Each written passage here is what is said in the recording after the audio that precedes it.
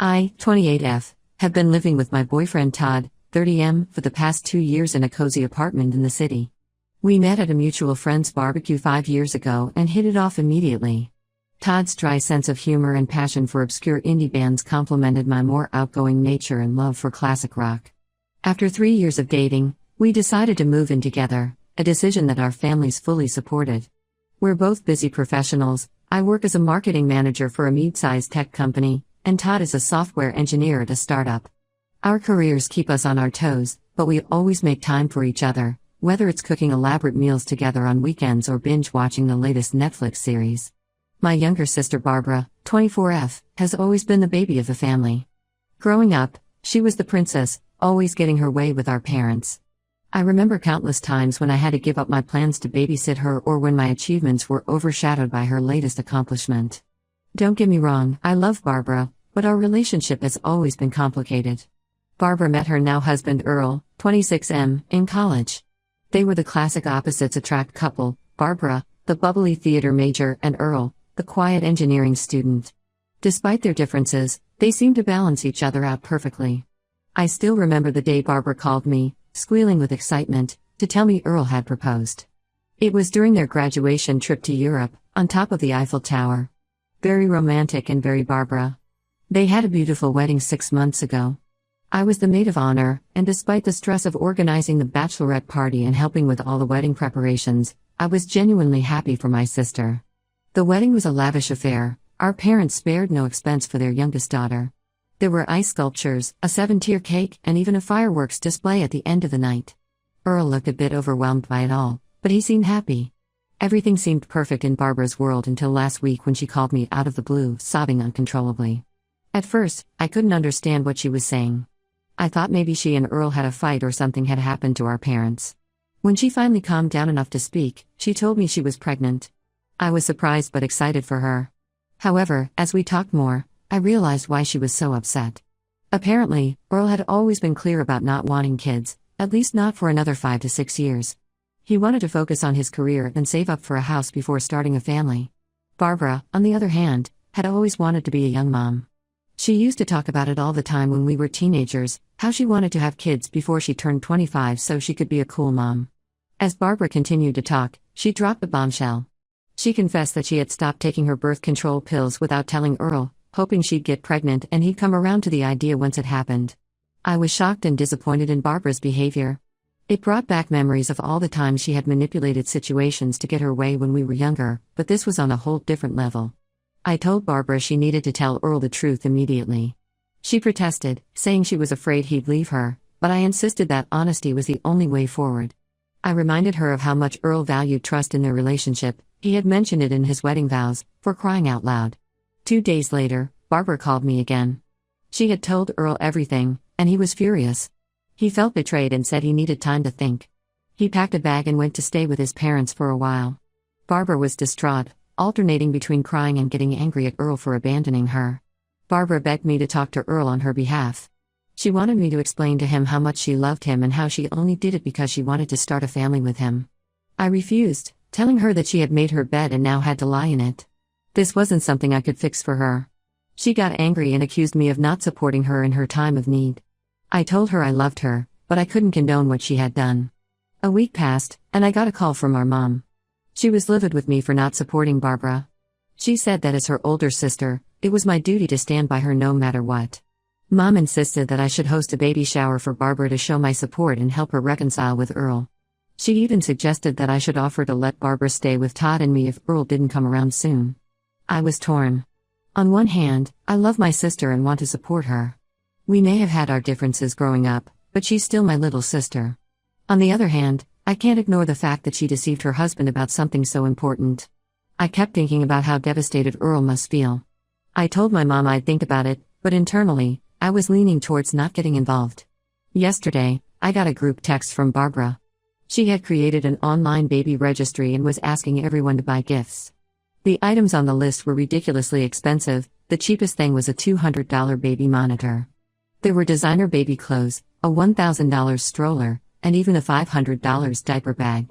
At the bottom of the message, she wrote, "Since Earl is being difficult, I need all the support I can get." Please show your love for the baby by purchasing something from this list. I was appalled by her entitlement. It reminded me of how she used to expect expensive gifts for every birthday and Christmas when we were kids, while I was always told to be grateful for whatever I received. I decided not to respond to the message, hoping she'd take the hint. This morning, I woke up to a barrage of texts from Barbara, asking why I hadn't bought anything yet. She said that as her sister, I should be the first to buy a gift, and that my silence was hurting her. She even had the audacity to suggest specific items from a list that she thought Todd and I could afford. I finally replied, telling her that I couldn't afford such expensive gifts and that I was uncomfortable with the whole situation. I reminded her that Todd and I were saving up for our own future and couldn't spend hundreds of dollars on baby gifts right now. Barbara exploded, calling me selfish and unsupportive. She said if I really cared about her and my future niece or nephew, I'd find a way to buy something from the list. She brought up how our parents had helped me with a down payment on my first car when I was in college, implying that I owed it to the family to be generous now. Our mom called me again, siding with Barbara. She suggested I should take out a loan if I couldn't afford the gifts. I was stunned. I told her that was ridiculous and that Barbara's behavior was unacceptable. Mom then accused me of being jealous of Barbara's pregnancy, bringing up the fact that Todd and I had been together longer but weren't married or having kids yet. Now, my entire family is mad at me. They're saying I'm choosing Earl over my own sister and that I'm being cruel to a pregnant woman. Even some of our cousins have reached out to me on social media, telling me I should be more supportive. Todd has been supportive of me throughout this ordeal, but even he thinks I should just buy something small to keep the peace. He doesn't want this to cause a rift between me and my family. But I can't help feeling that if I give in now, I'll be enabling Barbara's behavior, just like our parents have done her entire life. I feel like I'm going crazy. Am I really in the wrong here? Should I cave in and buy a gift to appease Barbara? Or should I stand my ground? I keep second-guessing myself, wondering if I'm overreacting or if my complicated history with Barbara is clouding my judgment. Any advice would be appreciated. Update 1: It's been 2 weeks since my last post, and things have only gotten more complicated. I want to thank everyone for their support and advice. It's been invaluable during this difficult time. After my last post, I decided to stand my ground and not buy anything from Barbara's registry. Instead, I sent her a heartfelt email explaining my feelings. I told her that while I love her and want to support her, I couldn't condone her actions or her current behavior. I also expressed my concerns about her relationship with Earl and suggested she seek couples counseling. I spent hours drafting that email, trying to strike the right balance between being honest and being kind. I even had Todd read it over to make sure I wasn't coming across as too harsh. I thought that by putting my feelings in writing, Barbara might be more receptive to what I had to say. Barbara's response was not what I hoped for. She forwarded my email to our entire extended family, adding her own commentary about how I was abandoning her in her time of need. This led to a flood of messages from aunts, uncles, and cousins, all urging me to do the right thing and support Barbara. Our Aunt Susan, who has always been close to Barbara, called me and gave me a lecture about family loyalty. She brought up how she had helped me find my first internship in marketing and implied that I owed it to the family to support Barbara now. Uncle Mike, who usually stays out of family drama, sent me a long text about how pregnancy is a difficult time for women and that I should be more understanding. The situation came to a head last weekend at our grandmother's 80th birthday celebration. I had been hesitant to attend, knowing Barbara would be there, but I didn't want to miss this important family event. Our grandmother, Margaret, has always been the glue that held our family together. She raised 5 children as a single mother after our grandfather passed away young, and she's always been a source of wisdom and comfort for all of us grandkids. As soon as I arrived at the party, which was held in the community center of Grandma's retirement village, I could feel the tension in the room. Barbara was holding court near the punch bowl, showing off her barely visible baby bump and talking about how excited she was to be a mom. When she saw me, she loudly announced, "Oh, look who decided to show up. I guess you could afford the gas to drive here, even if you can't afford a simple gift for your future niece or nephew." I tried to ignore her and focus on celebrating our grandmother, but Barbara wouldn't let up. She kept making snide comments throughout the day, and most of the family seemed to be encouraging her behavior. She talked about how she was eating for 2 and needed extra servings of everything, pointedly asking me if I was watching my figure since I wasn't pregnant. Even our grandmother, who has always been a voice of reason in family disputes, told me I should be more supportive of my sister. "Family is all we have in the end," she said, patting my hand. "You'll understand when you have children of your own." The final straw came during the gift giving. Barbara had bought our grandmother an expensive piece of jewelry, a gold locket with space for family photos inside. She made a big show of presenting it, talking about how the baby's picture would go in there soon. As everyone oohed and awed, she turned to me and said, "See, this is how you show love for your family." But I guess some people are just too selfish to understand that. I couldn't take it anymore. I stood up and addressed the whole family. I told them about Barbara's deception, how she had tricked Earl into getting her pregnant. I explained that while I loved Barbara, I couldn't support her actions or her current entitled behavior. I said that real family support meant being honest with each other, not enabling harmful behavior. The room fell silent. You could have heard a pin drop. Barbara burst into tears and ran out, nearly knocking over the punch bowl in her haste. My mom started yelling at me for ruining Grandma's birthday and airing our dirty laundry in public. Most of the family looked shocked and uncomfortable.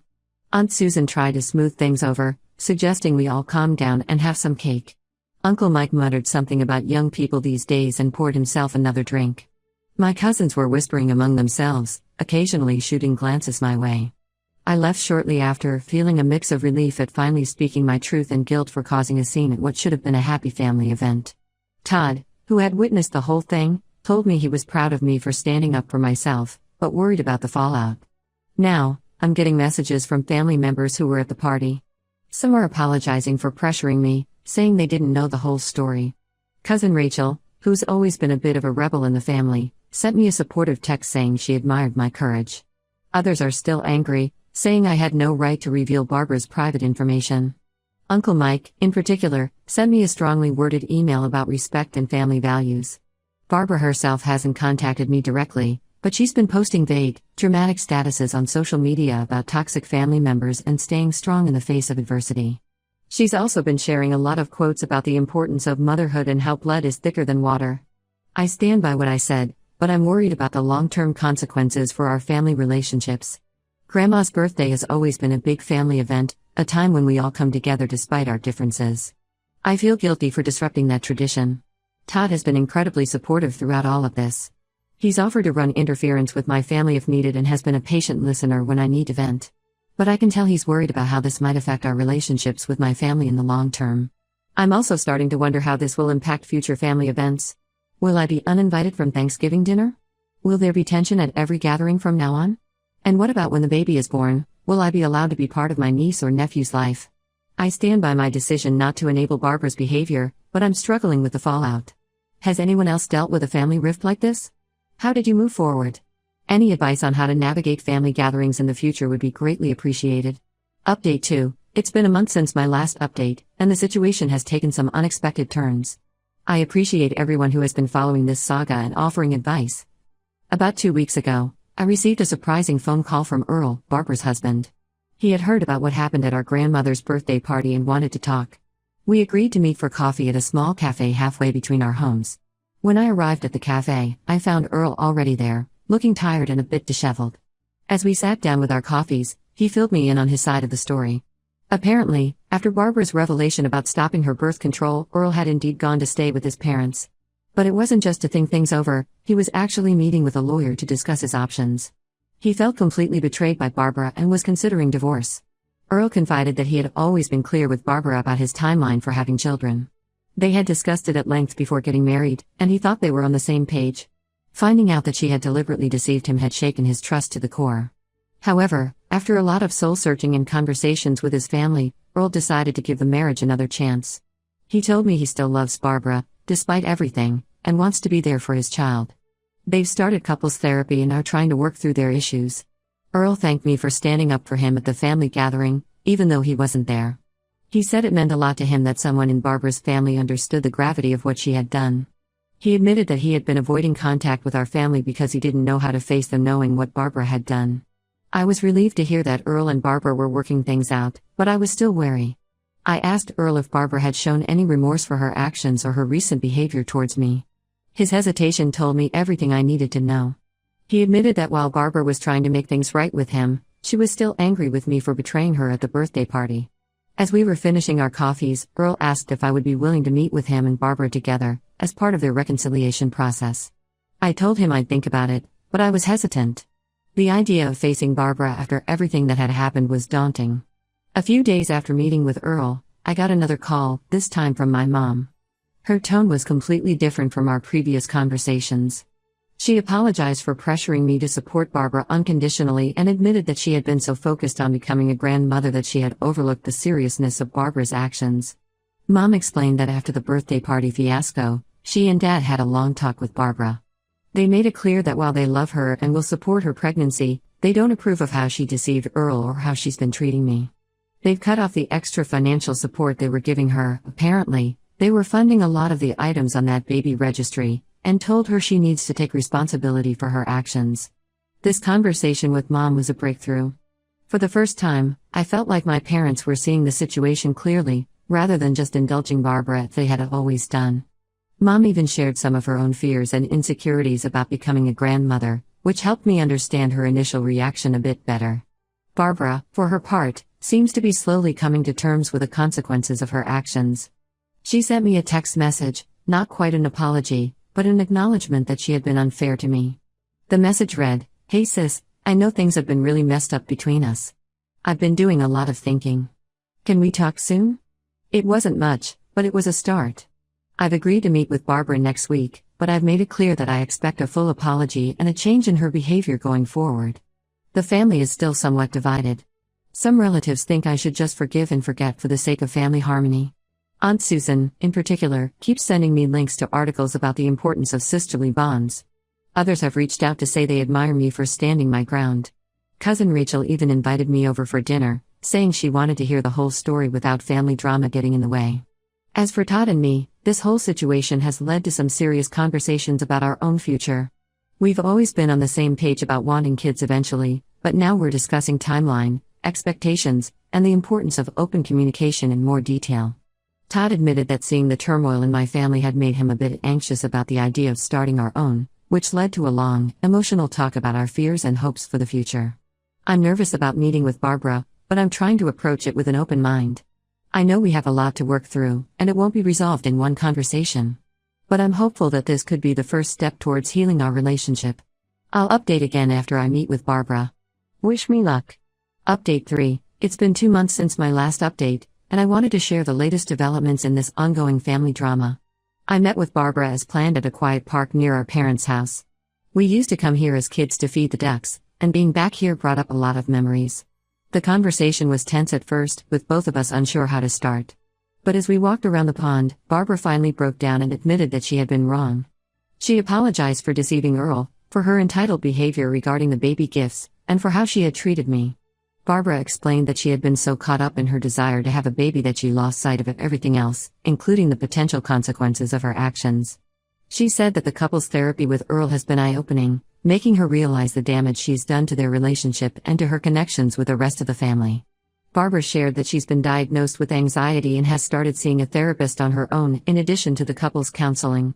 She admitted that her fixation on having a baby stemmed partly from feeling like she was falling behind in life compared to her friends and to me. It was a vulnerable moment, and I found myself empathizing with her despite everything that had happened.